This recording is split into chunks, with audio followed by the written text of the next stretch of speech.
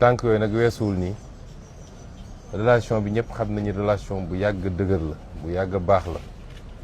ndax doxoon na ba egg ci confédération kon loolu relation bu dëgër la loolu ñu fi fekk nag ñi ñu jiitu doxal ko fas yéene nañu bu doon juróom la ñu yóbbu ko fukk wala ñu yóbbu ko ñaar fukk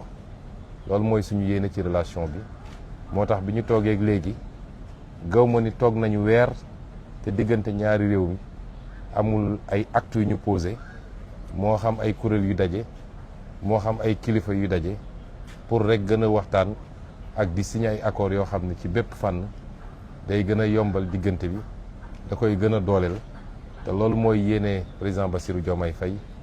loolu mooy ndigal gi mu jox gouvernement bi ma jiite waaye loolu la ñu président Adama Barrow feddalil fi mu toll nii moom it ndax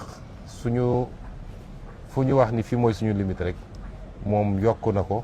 am na lu mu ci yokk ci diggante bi kon dañuy sant yàlla bi ñu mayee njiit yu mel noonu sant yàlla bi ñu mayee ay askan yu mel noonu mooy ñu fàttaliku ci jamono ju nekk ni ñaari réew yu benn la kon jàmm rek moo ci mun a dox rafetal moo ci mun a dox